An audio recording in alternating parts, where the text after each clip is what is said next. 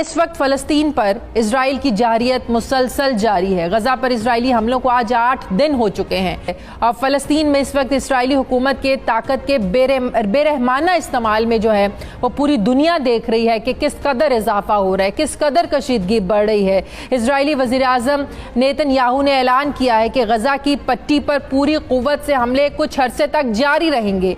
दूसरी तरफ फ़लस्तीन पर जो है वो इंसानी हुकूक की खिलाफ वर्जियों पर आलमी बिरादरी की खामोशी जो है ये भी एक सवालिया निशान बन चुकी है। फ़लस्तीन की हालिया सूरत हाल पर अक़वाम मुत्तहिदा की सलामती काउंसिल का जो इजलास हुआ ये बगैर किसी नतीजे के ख़त्म हुआ।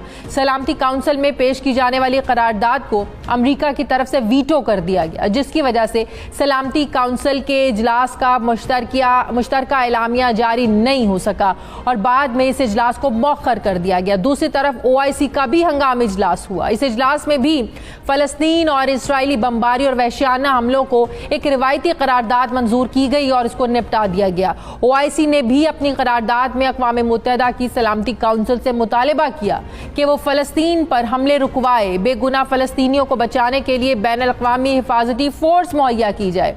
अब सवाल ये है कि क्या OIC की मज़म्मती करारदाद जो है ये फ़लस्तीनियों को इजरायली मज़ालिम से निजात दिलवा सकेगी? ये भी अहम सवाल है कि आलमी बिरादरी इसराइली मज़ालिम पर खामोश क्यों है? अक़वाम मुत्तहिदा इसराइली मज़ालिम पर मुश्तरका एलामिया जारी क्यों नहीं कर सका? सर, OIC का भी इजलास हुआ, रिवायती मज़म्मती करारदाद जो है ना वो मंजूर की गई। क्या ऐसी रिवायती मज़म्मती करारदादें फ़लस्तीनियों के मसाइल हल कर सकती हैं सर? बिल्कुल नहीं। और ये जो मज़ालिम इसराइल की तरफ से वो बेचारे फ़लस्तीनियों पे जो ढाया जा रहा है, ये तो हर 4 साल के बाद, हर 4,000 ये इन्होंने 2006 में किया, 2008 में किया, 2012, 14 और आज कर रहे हैं। ये हर 3-4 साल के बाद इस किस्म के हमले करते हैं और सैकड़ों में बेचारे फ़लस्तीनियों को वो मारते हैं। और अमेरिका, इसराइल और जो उनके मगरबी जो पार्टनर्स हैं वो यही कहते हैं कि बस दोनों फरीक जो हैं उनको मिलजुल के बातें करनी चाहिए और किसी को, इसराइल को कंडेम नहीं करते। और ये उनकी मुनाफिकत है, उनकी इस्लाम दुश्मनी है। और हम जो मुसलमान हैं हम तो अपने ख्याल नहीं रख सकते हैं, तो बेचारे दूसरे जो हैं, चाहे कश्मीरी हो, फ़लस्तीनी हो और मुसलमान हो, तो रोहिंग्या हो, कोई भी हो, उनके काम हम बिल्कुल नहीं आते। हम ज़बानी जमा खर्च कर सकते हैं, कॉन्फ्रेंसेस कर सकते हैं, करारदाद को पास कर सकते हैं, लेकिन किसी के काम नहीं, क्योंकि हम खुद अपने काम में नहीं आ सकते। मैं आपसे पूछना चाह रही थी कि अमेरिका एक बार फिर से रुकावट बना है। इसराइल के खिलाफ मुश्तरका एलामिया जारी नहीं होने दिया गया सलामती काउंसिल के इजलास में।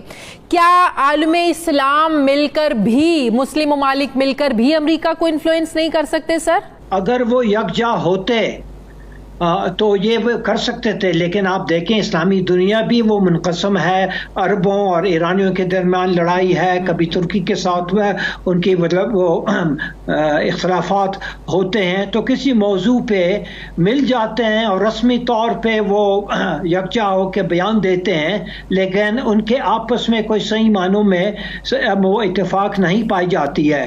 तो वो और 70 साल की गलत हुक्मरानी की वजह से, जिसमें हम भी शामिल हैं और अरब दुनिया भी, सिवाय चंद के जैसे मलेशिया हो, तुर्की हो और काफ़ी हद तक ईरान हो, इनके अलावा तो हम अपने ही बैड गवर्नेंस के शिकार हैं। हमारी ताकत नहीं है। और वैसे भी अमेरिका जो है और इजराइल आइडियोलॉजिकली, नज़रियाती लिहाज से भी वो इस्लाम दुश्मन है और वो फॉरेन टेररिज्म के तहत वो इस्लाम के साथ ये एक मुहिम चला रहे हैं।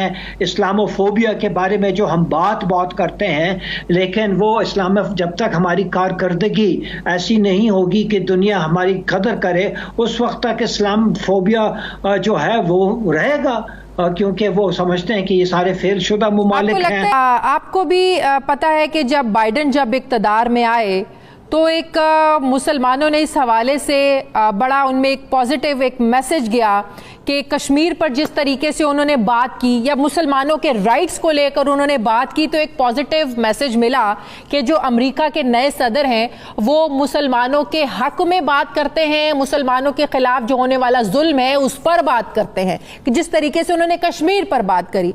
लेकिन अब फलस्तीन के मसले को लेकर जिस तरीके से अमेरिका इजराइल का साथ दे रहा है और ओपनली अमेरिका उसके साथ खड़ा है, हमारे सामने खुलकर आ गया सलामती काउंसिल के इजलास में, तो सर आपको लगता है कि ये फिर एक स्टेट पॉलिसी हुई, ये फिर सुदूर के आने से जाने से डेमोक्रेट आता है, रिपब्लिकन आती है, सर फिर इससे कोई फर्क नहीं पड़ता, ये फिर एक उनके मुल्क की पॉलिसी है इस्लामोफोबिया के खिलाफ? हैरत की बात नहीं है। अगर हम खुश फहमी में रहना चाहते हैं बाइडन के मुताबिक कि या किसी और सदर के बारे में, प्रेसिडेंट ओबामा के बारे में भी हम बहुत सोचते थे कि ओहो ये तो एक क्या उसे अफ्रीकन अमेरिकन आ गए हैं, ये तो बहुत ही प्रोग्रेसिव आदमी है, बहुत ही होशियार आदमी है और नाम भी कुछ मुसलमानों वाला नाम है, इसकी हमदर्दियां, उसके दोस्त भी चंद पाकिस्तानी भी थे, आ भी चुके थे पाकिस्तान, लेकिन अपने होते हुए इन्होंने पाकिस्तान के साथ, मुसलमानों के साथ क्या दोस्ती दिखाई? कुछ भी नहीं, जीरो बटा जीरो। तो ये उम्मीद रखना कि कोई अमेरिका का सदर आएगा और वो अपनी पॉलिसी ये देखें, इनके ये मुसलमान को एक प्रॉब्लम समझते हैं, और अगर मुसलमान जो है घुटना टेकता है, सरे तस्लीम खम करता है, तो फिर वो इन्हें कबूल करता है। अगर कोई आज़ाद रहना चाहता है, जिस तरह ईरान है, जिस तरह भी तुर्की है, जिस तरह सीरिया है, तो वो हमेशा उनको दुश्मन समझते हैं। पाकिस्तान, अफसोस हमने पाकिस्तान ही के साथ वफा नहीं रखा। जिन मुस्लिम ममालिक ने इसराइल को सिफारती सतह पर तस्लीम किया है, आप नहीं समझते कि उन्हें जो है ना वो चले ताल्लुकात खत्म नहीं, इस लिहाज से एटलीस्ट सस्पेंड तो कर सकते हैं एहतजाज के तौर पे? नीयत बिल्कुल नहीं है, ये बिल्कुल इसराइल के साथ हैं और फ़लस्तीन के खिलाफ हैं, लेकिन उनको अपने पब्लिक ओपिनियन से वो खाइफ हैं, इसलिए उन्होंने ये OIC का जो डोंग है रचाया है कि हाँ भाई मिलें, एक स्टेटमेंट दे दें, ज़बरदस्त स्टेटमेंट, इसका कोई माना नहीं है। इसी तरह कश्मीर पे जब वो स्टेटमेंट रेजोल्यूशन पास करते हैं, फॉरेन डेलीगेशन इंडिया को भेजते हैं कि भाई इसको सीरियसली ना ले, ये पाकिस्तान है, दूसरे हमें मजबूर करते हैं, तो हमने रस्मी लिहाज से वो ये स्टेटमेंट दिया। इसी तरह फ़लस्तीन के बारे में इनकी कोई नीयत नहीं है कि वो उनकी तरफदारी करे अमेरिका के खिलाफ, इजराइल के खिलाफ। दुनिया अब 2 ब्लॉक्स में तकसीम हो रही है सर ऐसे इश्यूज को लेकर? 2 ब्लॉक्स में तो या 3 ब्लॉक्स में, जितने भी ब्लॉक्स हों, अमेरिका कि ये अगर बड़े तनाज़र में देखा जाए तो अमेरिका के जो कंपटीशन है वो चीन और रूस के साथ है, बतौर ख़ास चीन के साथ। तो अफ़गानिस्तान में भी जो हो रहा है और अभी ये मशरक़ वस्ती में भी जो हो रहा है, दरअसल उसका कॉन्टेक्स्ट जो है ये इमर्जिंग कोल्ड वॉर, जो कि हॉट वॉर बन सकता है चीन के साथ, क्योंकि अमेरिका को अभी ये बहुत ज़्यादा शदीद एहसास हुआ है कि अगर हम लड़ते नहीं चीन के साथ अगले 10 साल में, तो चीन हमसे इस कदर आगे निकल चुका होगा कि हम उनसे लड़ नहीं सकेंगे।